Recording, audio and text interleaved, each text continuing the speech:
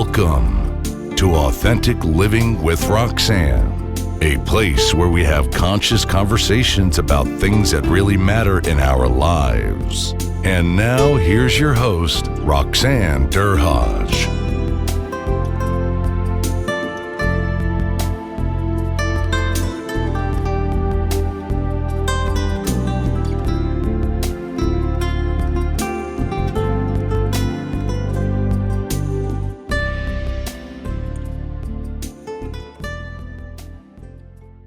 Hi, everyone. It's Roxanne Derhodge. Thanks for tuning in again today.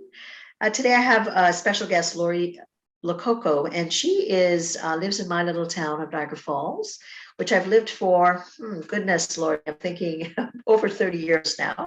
She has been involved with many boards, and she was involved with Toastmasters, where she was basically part of the leadership organization. And this will be part of her bio, which you can read further. So, Lori, thanks for coming today. And I would say this is probably the first time I've had a politician on my podcast. So this is the flagship for me. So tell me a little bit about you, Lori. Like, are you originally from the area? And tell me a little bit about, what brings you to the space of service that you've decided to take part in. Thank you so much, Roxanne. It's really exciting to be here. I really appreciate the time that you've given me. I don't consider myself a politician. I've never really been involved in politics. I grew up in Niagara Falls. I was born in Niagara Falls, lived my whole life here. And I think it's a great community. It's a different community than other communities because a lot of tourists come to our city. So a lot of us are in the service industry, whether we think we are or not. And throughout my life, I've been on a lot of different boards locally that served our community. And there was a point with Toastmasters International, which is a communication and leadership organization. I served as an international director. And when I was finished that, I thought, well, what am I going to do next? Will I continue on with the organization? It is a volunteer organization. And if I was to go to the ultimate, which was international president, it would have taken another 5 to 7 years. And being that I was not retired, like a lot of our leadership in Toastmasters are, it wasn't something that I could do. So I thought, well, I gained a lot of skills, a lot of knowledge, connected with a lot of people. Why don't I use those skills locally? And then I considered running for city council. So clearly then, being involved in leadership, there were certain things that attracted you to the role that you're playing today. So tell me, what did you learn at, now Toastmasters, I've actually, years ago when I started to speak, I remember going to the one on Dunn Street. There was a location there, and it really helps a lot of people that really want to learn how to speak, like a keynote like myself, but also just be able to speak to others generally. What an amazing organization. So what kind of things did you learn from them that you kind of take forward today in kind of the work that you do? Being an international director or with any organization, as you move along into the leadership role or within a company, I find that you get further and further away from the member or the client. But I think it's really important to do all of those roles, understand all of them, so you know what your member is looking for. And what I learned at International Director, we have these strategic goals, we have pillars, we have core values, and you're working on those things. But when a member comes to you, they're bringing you an issue, and it might seem small or unimportant to you at the time, but what I learned was it's the most important thing to them at that particular time. So no matter how busy I was or how deep we got into our strategic plan, our other goals, I had to ensure that our member was taken care of, that their issue at that time was important to me. If I could solve it, I would. And if I couldn't, I would direct them in the direction of people who could solve their issues. So for me, that was a really important thing, is making the member or the client feel important at that time, that they're the only person that matters. I'm always known for turning off my phone when I'm with people. When I'm with a person, I'm with that person until we're finished that conversation, and then I will continue on. So making that person feel heard is really important, that they feel that their issue is important, and be able to bring a solution to them. It might not be the solution that they're looking for, but hopefully they respect you because you've taken the time to work with them, you've taken the time to find out the answer, even if it's not the answer that they're looking for. So, that's, I think a quality that's very important with leadership is that concept that, and I've often read about lots of world leaders that people feel when they talk to them, like there's nobody else in the room, and it could be a room filled with thousands and thousands of people. So to really be able to engage people at a deeper level, and really, like to your point, you may not be able to solve every one of their concerns, but to really make people feel validated and heard, that what you're sharing with me is very, very important. I'll do my best. And I think sometimes leaders today are remiss in that they're thinking, let me give a tactical outcome. They're wanting, that strategic, high level kind of interface, but sometimes it's just what I say, it's heart to heart, which is kind of that whole concept of authentic heart leadership, which is really where I kind of spend my time. So let's talk a little bit about when you kind of were coming up in the ranks as a leader. Were there some people that helped you get better as a leader? Can you remember one leader that kind of impacted you, that made you think, wow, I like how he or she does that, and qualities that maybe potentially emulate today in yourself? I think there were many leaders, many bosses throughout my career that assisted me. Toastmasters International is an organization that is a mentorship organization. You learn by doing, you learn from others. And I found with Toastmasters International, specifically when I was running for my campaign for international director, people would give time very freely and talk to me about their experiences, what they did. And what I was able to do was pick different processes, different concepts from each different person. And I created my own sense of leadership, my own campaign to run for international director. And there was one particular boss that I had very early on, and she was very giving of her time. And I think that really made a difference at the beginning, having someone who would work with you, mentor you, and being that authentic person that, I realized I could talk to her, we could try things. And I think that that's what leadership is all about. We look at our strengths, we look at our weaknesses, and try to focus on our strengths. If we do have weaknesses, which we all do, work with other people that can fill those gaps. To me, we're all here to assist people. It shouldn't be a competition. Just try to work with each other and work towards that common goal, whatever that goal is. So Ari, as you know, I speak a lot about authentic heart leadership. So I'm just about to release my second book, and it's the concept is ROR, Return on Relationships, How Authentic Leaders Build More Resilient Teams. So I often say that as leaders, we have such responsibility, right? Like we really do. We're put into these positions, and, to get better as a leader, oftentimes, like a lot of people don't go to maybe do their MBAs or whatever. And even in business school, they're not teaching you the fine skills associated with being a great leader. So I know with my trajectory, I had to learn a lot of things as I was leading, quite young, and sometimes there was faux pas, but oftentimes, I kind of, gained as I went. What would you say is one of your superpowers as a leader?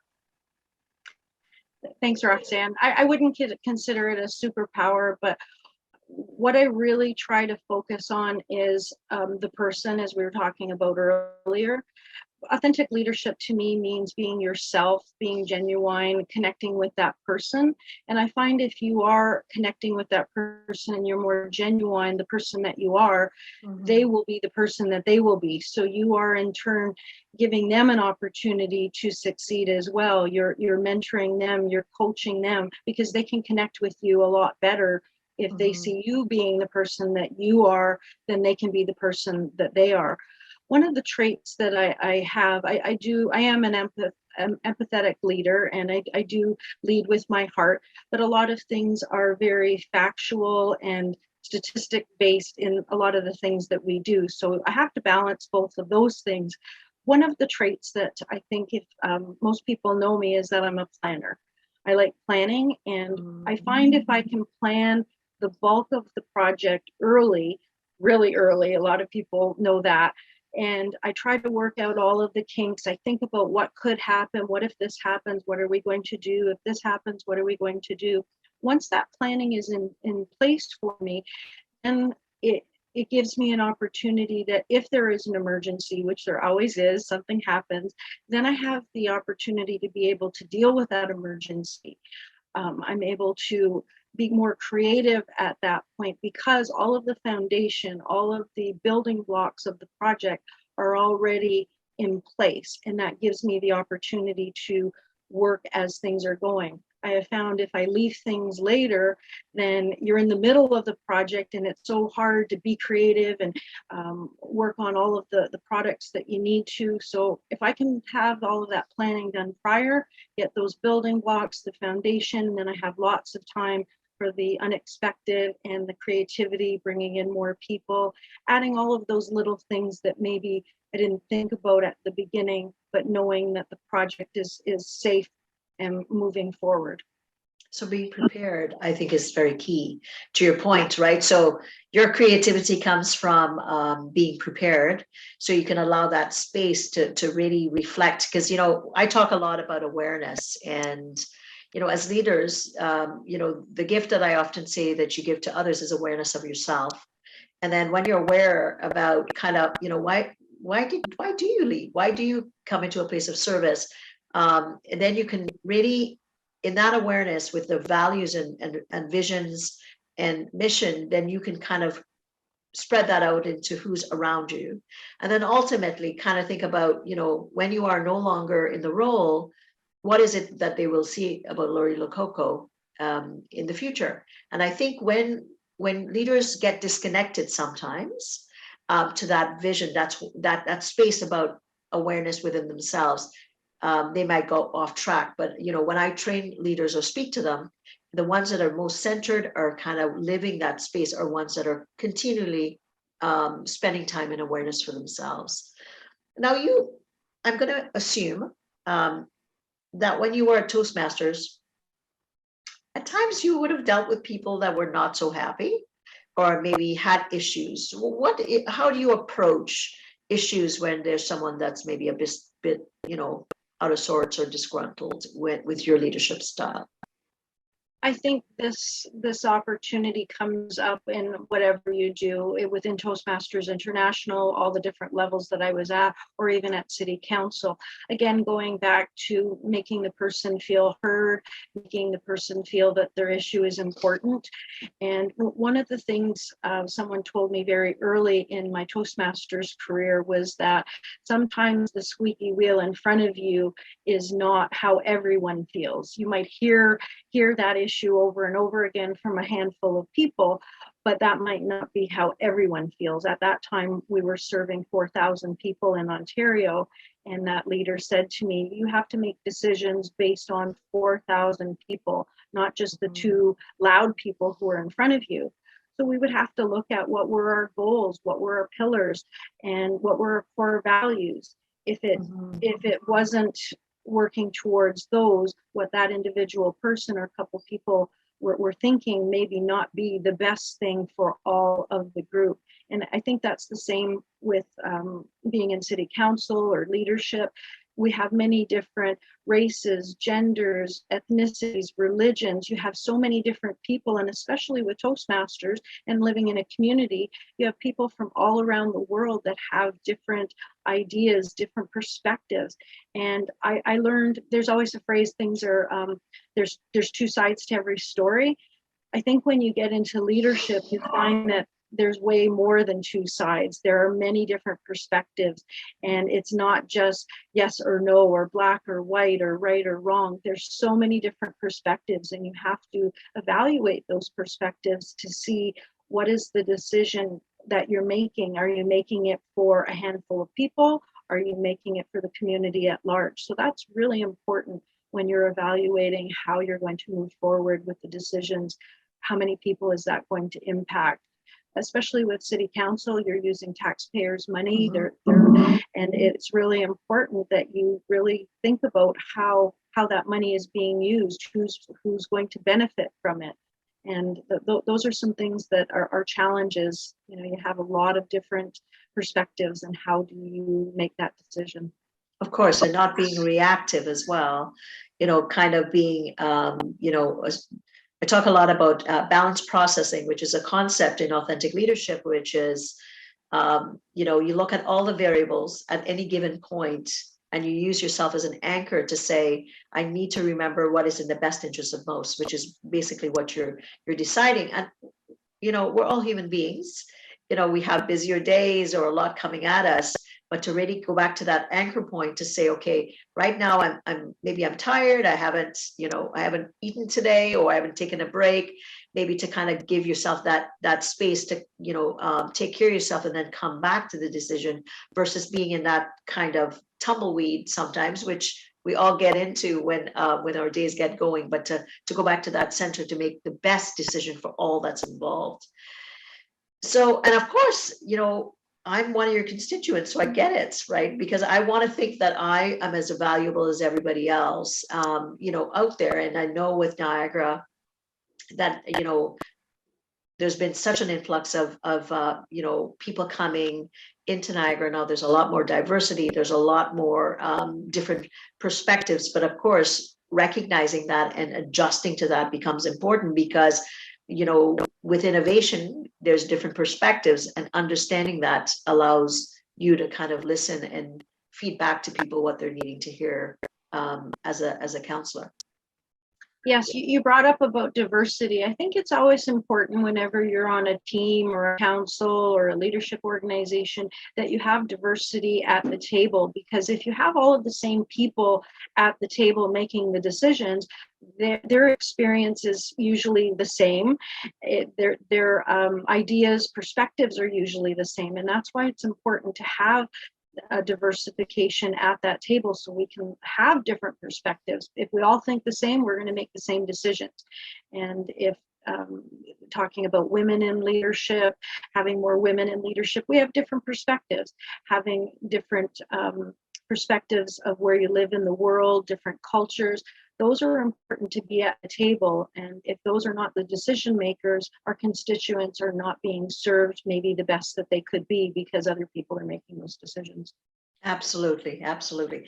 So tell me, why did you choose to serve others?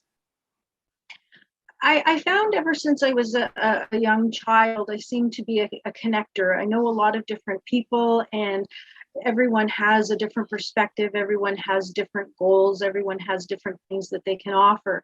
And what I found was I could connect people to accomplish a goal. So I was a connector of people and resources, and that just came easy for me. And it's not easy for everyone, but I know where to go and find the resources. I know where to connect with people. And because of that, it was easy to help people. And then once I started helping people, I thought, well, maybe this is something that I could do, use those talents and skills that I have to help others.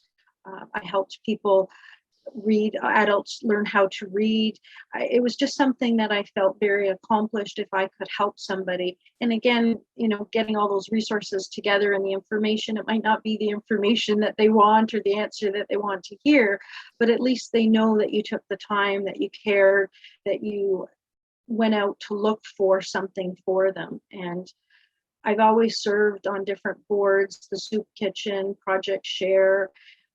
It's something that I want to help in my community if I could. And it's twofold. One, you're helping others, and there's an accomplishment, a sense of pride in yourself. When I decided to run for city council, I thought, again, those connections that I've made with people, the resources that I have, I could utilize those in addition to learning all of, there's always something new. We always have to learn new technology, new skills. And if you're an authentic leader, sometimes you're trying new things, and it might not be comfortable to you at that time, but we have to try things and improve ourselves. So it's really important to me to serve my community where I live. And so it's so important for me as well. So I'm originally from Trinidad and Tobago, and I moved here after going to U of T quite young. And I've obviously I've worked at CARSA. I was on the board there. I also was a clinician there. I worked at the Port General Hospital. I worked at a smaller provider in St. Catharines, Lidkey Stop. So this is my home. And it's really so very important, when you go out, and I would go into Project Share and see the need that we have here in Niagara. It's so important for us to all give back in some way. So, having those opportunities to be able to do that, or have a voice, is very, very important. And I can say that really I grew up in a small little village in Trinidad that I'm here there's a small part of Niagara Falls, for anybody listening not knowing Niagara. It's a little village called Chippewa, and I love it because it reminds me of my home, and the connections and the depth and breadth of the connections that I've built from living here has been amazing. It reminds me of a small, tiny little community, which is Niagara, so it's really, now that I think back, I came here almost 30 years ago. And it was not as diverse back then, but now it's really, there is so much diversity and inclusion, which is really kind of refreshing to see. So, Lori, for anybody that wants to know more about you, or to reach out to you to even have conversations, there's people that are maybe constituents that are thinking, yeah, I'd like to chat a little bit more, or anything any platforms that they would want to learn about further. Where could they go to connect with you? Thanks, Roxanne. I do have a website. It's my name, LoriLococo.com. And a lot of the information is there. My phone number is there, email. You can go to Facebook, Twitter, LinkedIn. What's the other one? Instagram. I'm on all of them. You can find me on all of them. And usually I have a personal connection or a campaign page as well. So I'm sure you can find me. There's a cell phone, people text, people find you in so many different ways. Sometimes it's hard to keep track of all of the messages where the platforms that people are contacting you. But I'm always available to talk to people. It's a great thing to learn about people and what's important to them. I'm only one person, and I have my own experiences, so I rely on our residents to let me know what is important to them. And as you said, you came from Trinidad Tobago, you bring a different set of experiences and you bring them to our community. And that's why our community is so rich, because we have people from all around the world coming here to live here. And then we also have people from all around the world coming to visit Niagara Falls.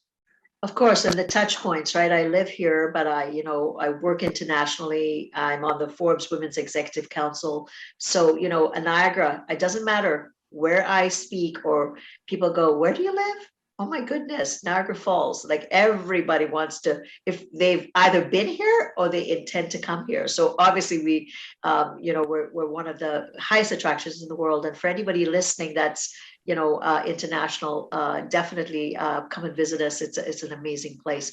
So what am I taking away from today? I taken away that all of us have the capacity to lead, and we listen. In Lori's case, she creates a space that allows people to feel completely alone, or in the moment. I shouldn't say alone, but in the moment with her. What a gift to give someone when you're leading.